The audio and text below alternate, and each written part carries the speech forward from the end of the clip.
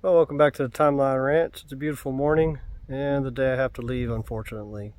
Thought we'd take one last walk around the pond. Let's go for a walk.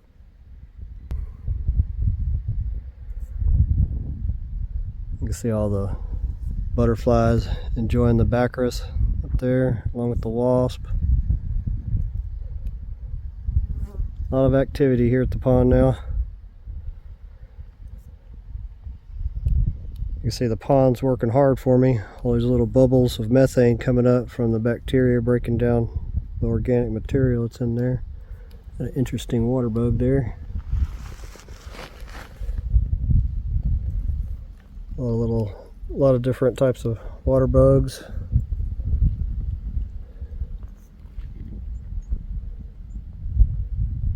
The magic's happening.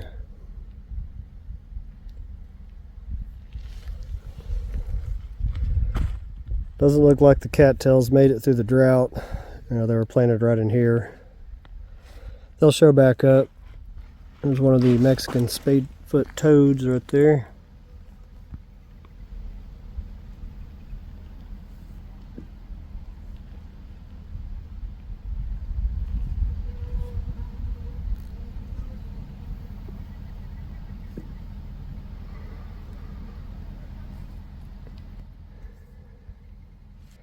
We'll see what happens with this watermelon and cantaloupe that came up over here. I'll be back late December, so it'll all be dead, but maybe I can tell if it produced some fruit.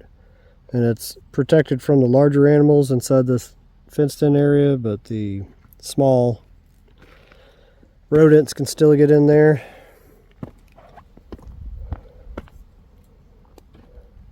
Doesn't look like this moringa's gonna make it. We got some life coming out of this moringa here. It's looking good right there. A little shade from the bacchus.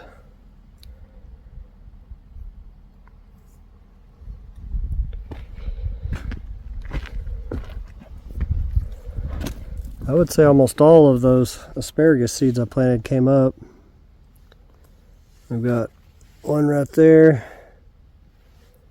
Two right over there, one there, and one over there, and another one coming up right there. And I see a salt cedar. Tamarack ramosissima. You do not want those growing around your pond unless you just can't grow anything but those. I need to get in there and pull that thing out of there. It's a little bitty tiny one, but they grow quick.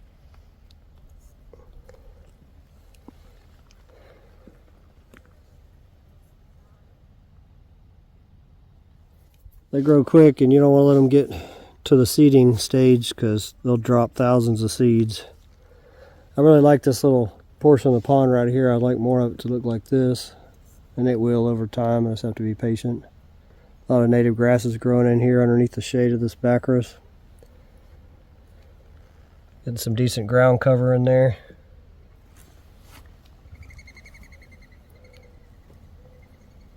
This bacchus is a hub for all the insect life. A lot of hoverflies in here, wasp. You can see all the insects, the variety that's in here. Little tiny gnats in there. That's a good one to have.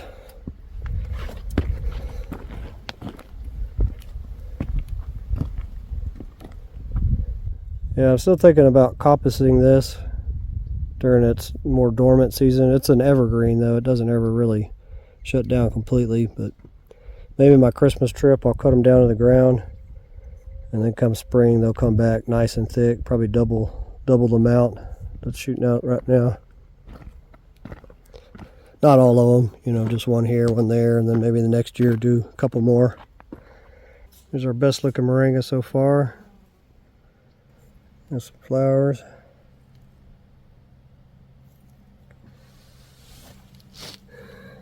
10 or so deal coming in around it. Got some of those Mexican spadefoot toads.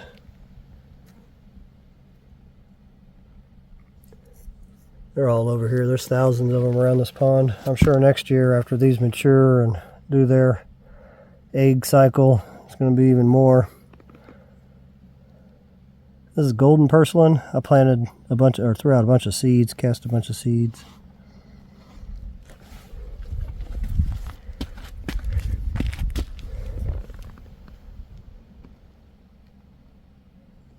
I have a feeling that could be buckwheat right there. Just sprouted since yesterday. It hasn't even had a chance to green up. This is asparagus. Some more asparagus I planted in this little planter here. Got some cactus, little young cactus growing as well. This is Christmas cactus right here. Got a couple spots. That's another asparagus coming out right there. Got two more right here. Another one here. And lots of those little cactus coming up in here.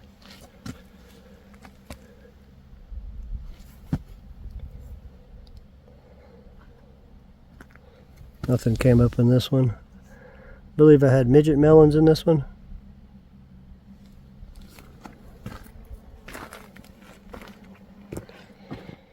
Yeah, I just need to be here to help water when they have those dry spells, and can change this whole little area real quick. Get this pond down deep enough where it has water even through those 2-year droughts. That's the only obstacle out here, is having enough water to make it happen. There's a lot of grass seed floating in here. There's gonna be grass all around the edges of the pond in no time.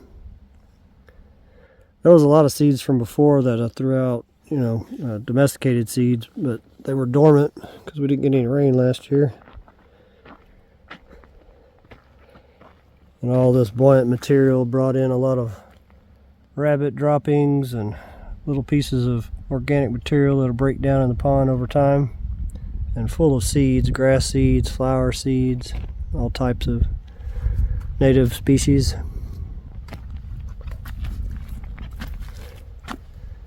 That's one of the little pecan trees that I brought out 2 months ago and planted. It's looking all right. Got one okra right here growing in. It was flowering yesterday. Got some more flowers on its way.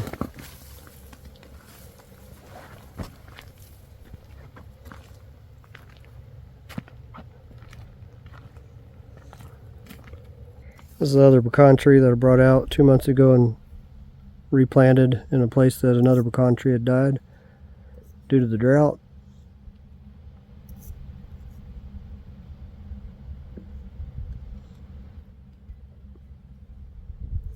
It's looking good. I like this ground cover that's happening in here, the native grasses.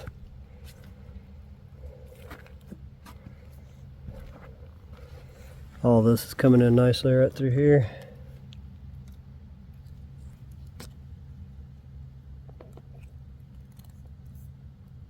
It's a beautiful sight in Chihuahuan Desert.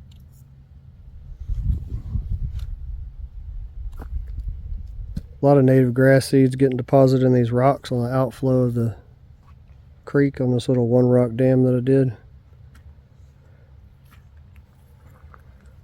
Plenty of damselflies down there.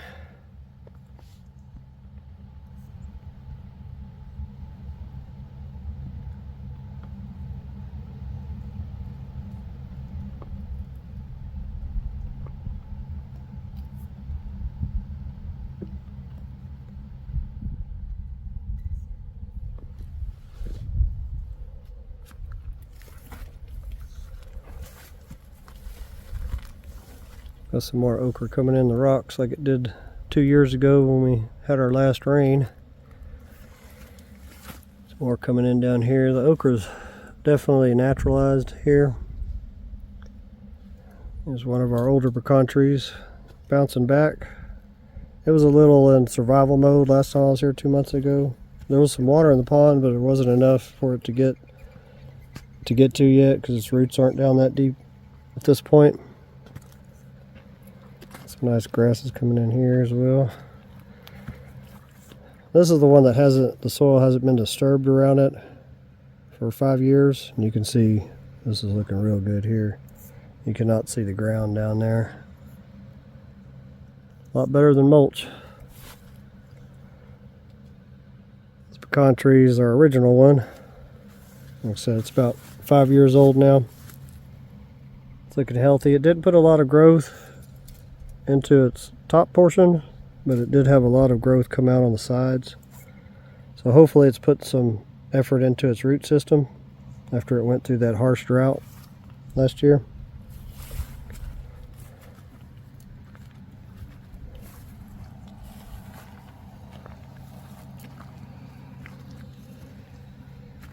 Got some more okra coming in over here.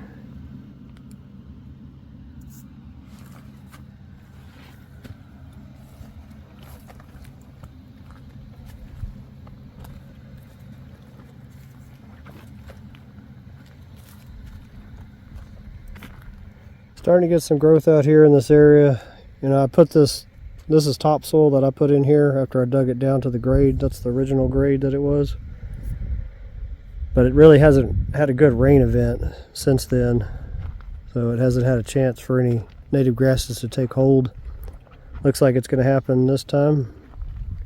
This is water grass in here. It's looking healthy.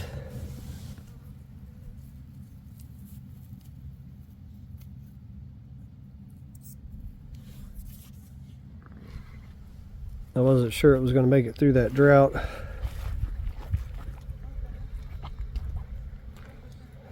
Unfortunately, I believe this Mission Texas almond tree is dead. We'll see next year if it comes back or not. Got a lot of little ground cover coming in here.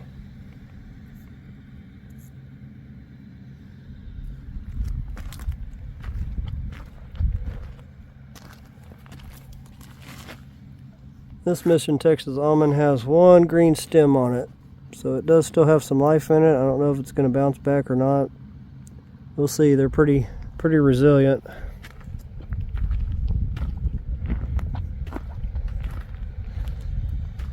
This is our Mission Texas almond that actually looks like it is happy. We'll give it some time. Hopefully it'll put some effort into its roots as well.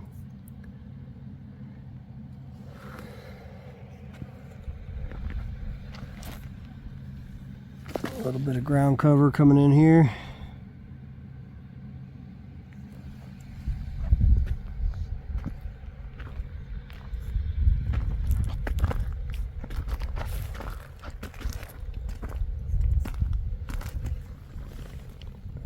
Some other grass species, native.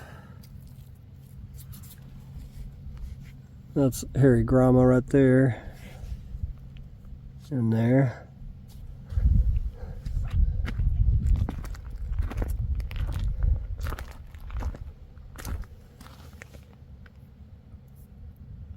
Yeah, a little shade from some trees over here would help all this grow in nicely as well.